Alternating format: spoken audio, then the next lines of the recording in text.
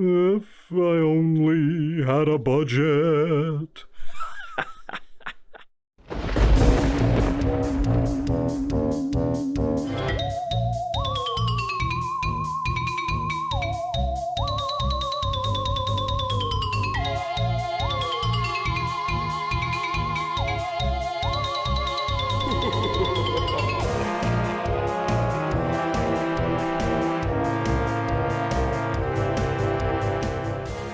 Welcome back to Howl-O-Ween.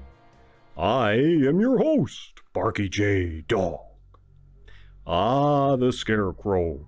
Usually this farmer's mainstay is depicted as a benign and friendly kind of guy, standing watch over the cornfield to keep the crows and other birds away, and often not really being very effective at it. The most famous Scarecrow, of course, is the one played by Ray Bolger in The Wizard of Oz, and kids have dressed up like scarecrows on Halloween for decades. After all, it's a simple and cute costume idea. It's really only fairly recently that the Scarecrow has been seen as anything else, but starting in say the late 1970s, these guys have taken on a creepy and menacing air. I think it's too bad Universal never made a Scarecrow movie back in the halcyon days of the horror cycle. Who knows what they might have come up with. But scarecrows are all over the place in horror movies today, so I figured they deserved a mention for Howl-O-Ween. Let's start with a scarecrow picture that's still one of, if not the best ever made. And that's a TV movie from 1981 called Dark Night of the Scarecrow. In this one, a mentally impaired man is blamed for hurting a child, something he didn't do. He's a gentle giant and loves kids, but the southern rednecks in town believe he killed a little girl and decide to take justice into their own hands. He's hiding as a scarecrow out in a field when they discover him. They gun him down only to learn they were wrong and the little girl is gonna be okay. They go on trial, but they get away with it. Then, one by one, they start winding up dead through mysterious accidents. So this is a mystery, and it gets spookier and spookier as it goes along. Is it the town prosecutor doing the killing? The dead man's mother? The little girl who was his friend? Or is there something more going on? It keeps you guessing right to the end. This has a great cast.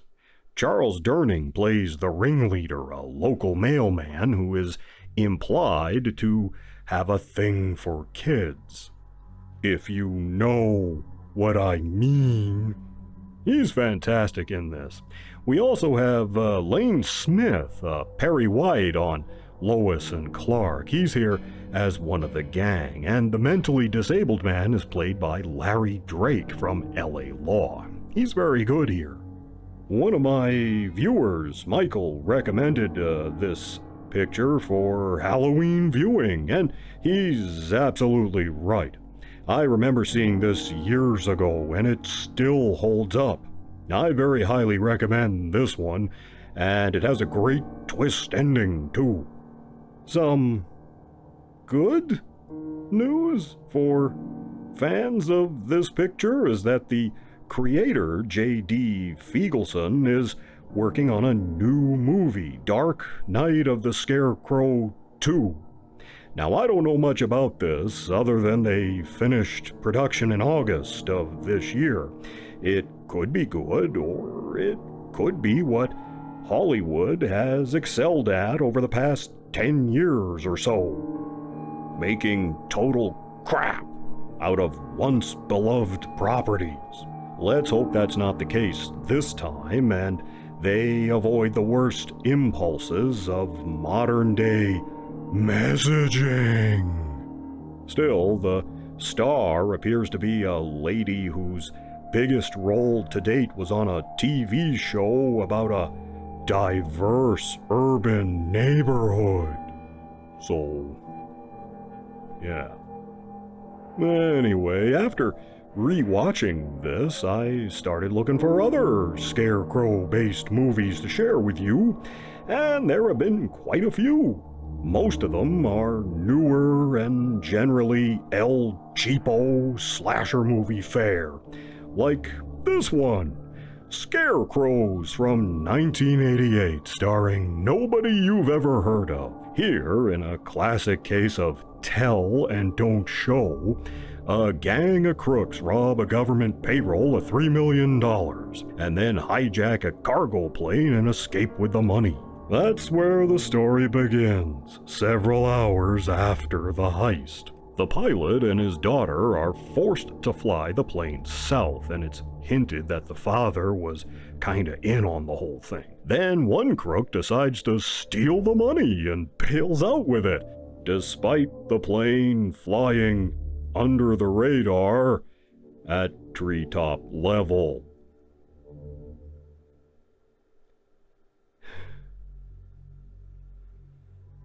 Then the fellow crooks circle around and bail out to chase him.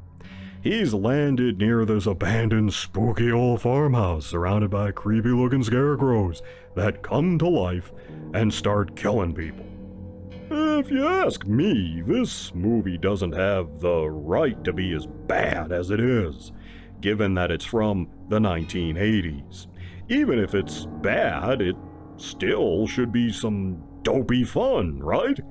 But it's just lousy.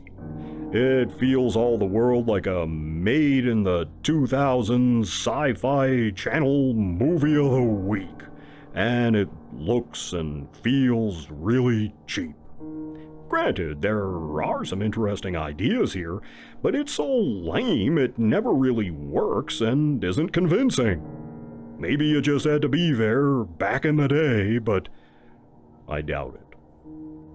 This movie is not to be confused with the two other movies called Scarecrows from around 2018, which are not related, or Curse of the Scarecrow, or Bride of the Scarecrow.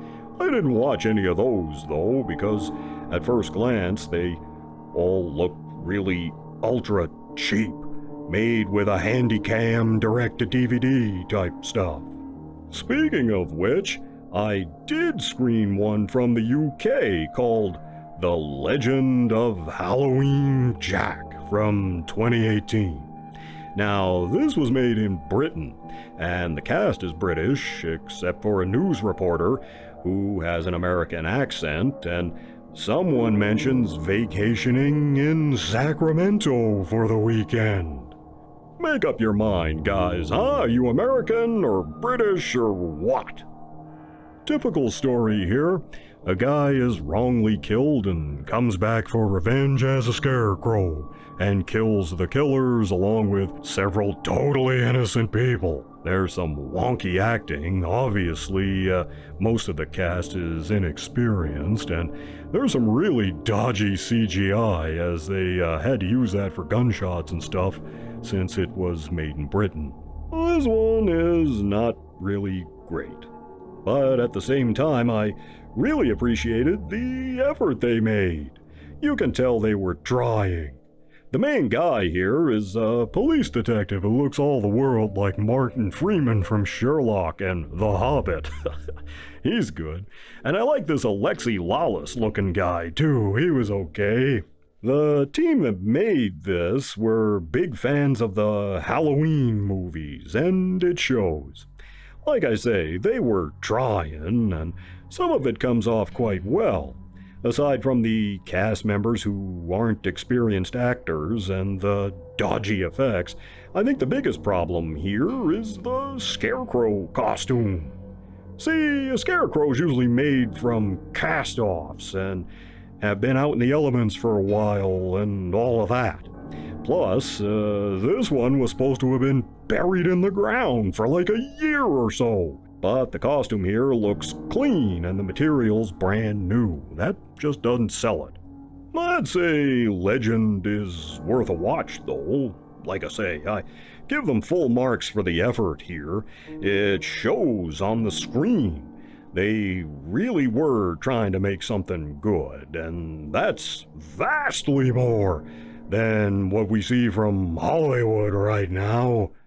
You can watch another Howl-O-Ween video here, and down there you can find some more Howl-O-Ween offerings.